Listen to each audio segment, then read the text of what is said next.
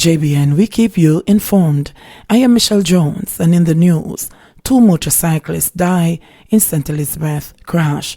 2 motorcyclists died after they collided on the Malvern Main Road in St. Elizabeth on Sunday. They have been identified as 19-year-old construction worker Michael Ellis and 26-year-old Ryan Smith. Both men were from Malvern. It's reported that the crash occurred about 6:20 p.m. It is unclear what led to the mishap. Spanish Town gang feud leaves 2 men dead within 24 hours.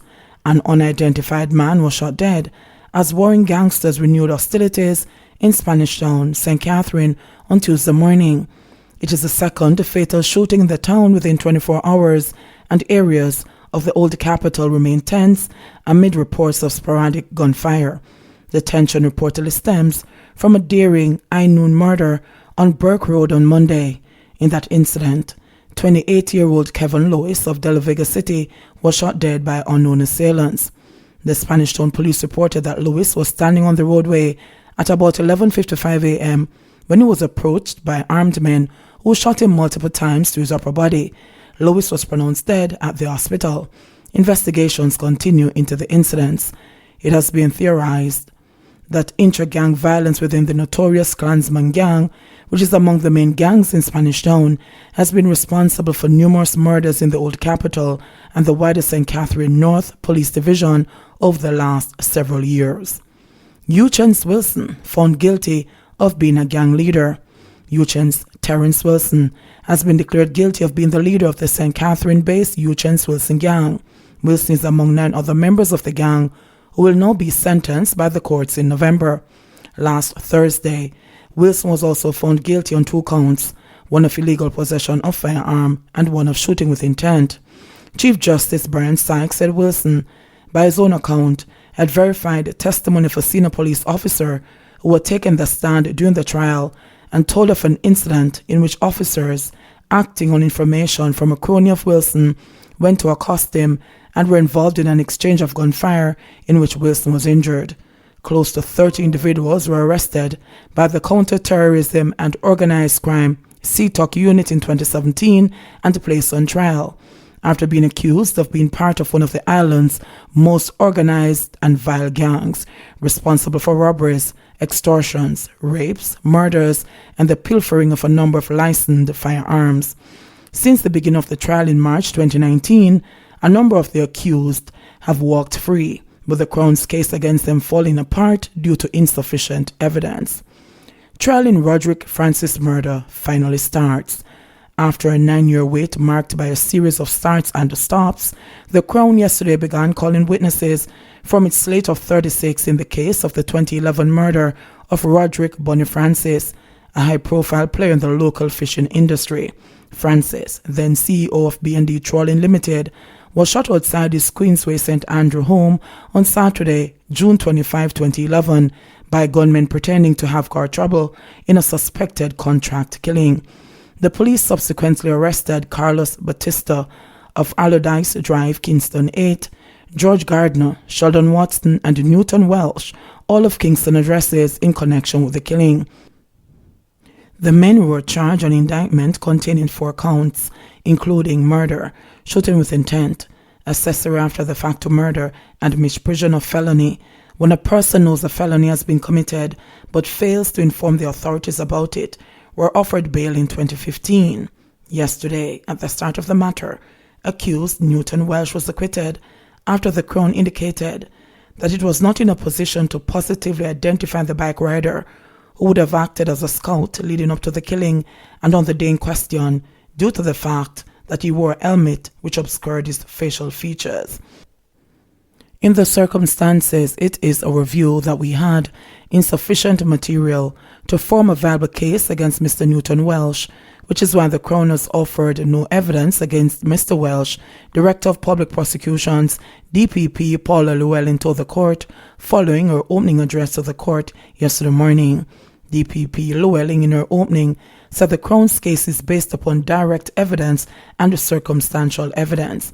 In the circumstances surrounding the case, Batista, a Dominican Republic national, was at one point employed by Francis before he left the company to work with a direct competitor of Francis known as DYC Fishing. Yesterday, the DPP said the Crown will be seeking to prove that the relationship between the two entities ended up in a court in a civil matter which Francis won on at least one count. The court was told that there was an appeal, and prior to his murder, litigation had just swung in Francis's favor. It further heard that a Honda Civic motor car, which has been linked to the murder, had been rented to Batista some days before the murder. The Crown is seeking to prove, based on the tracking evidence which had been installed in the vehicle, that it had been kept at a premises occupied by Batista in the ensuing days and on the morning of the murder at Queensway. The Crown will be seeking to prove that the same Honda Civic left Jakes Avenue at 8 a.m. and went to Queensway, where it stopped at 8:36 a.m. The Crown will also be seeking to show that at least on two occasions, a man on a red bike was seen at Queensway for a duration of time in an area proximate to the house of the deceased, located in a cul-de-sac, the DPP said.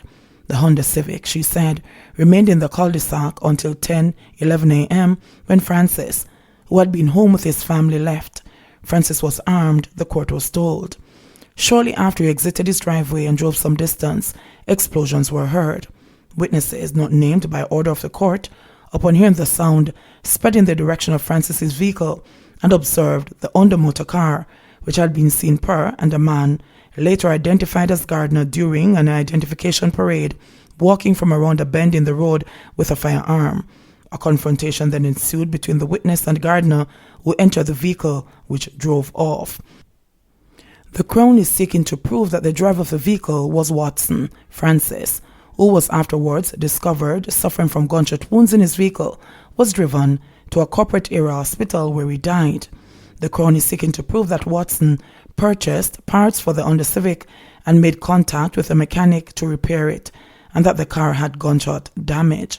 The DPP told the court that on June 27, the police saw Batista and Watson in the Honda Civic, and when challenged, the men under caution indicated certain things. Statements were also recorded from Watson, the court heard, who also took the police to where he had dumped the damaged car parts in an abandoned quarry near Jarrett Lane in Mountain View, St. Andrew. In the meantime, the Crown will also be leading evidence to introduce call records as well as the records from the vehicle's tracking system. The Crown's case is based on common design. The Crown is alleging that each accused had a key, predefined role in seeking to murder Mr. Francis, the DPP said.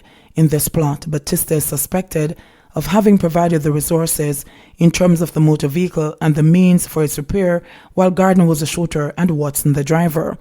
The trial by judge alone, which is also being held in camera, is taking place after a series of starts and stops over the years caused by varying issues ranging from documents being outstanding to a disagreement between prosecution and defense on how the matter should be tried.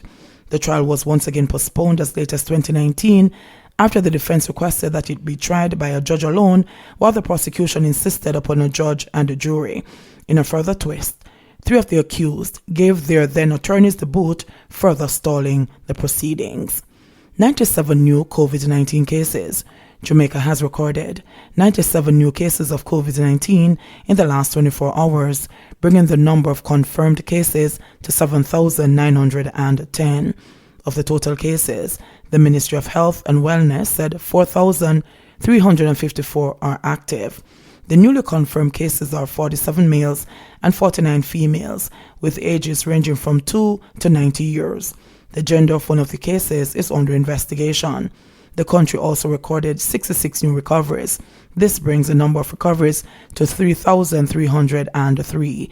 The numbers of deaths under investigation now stands at 23.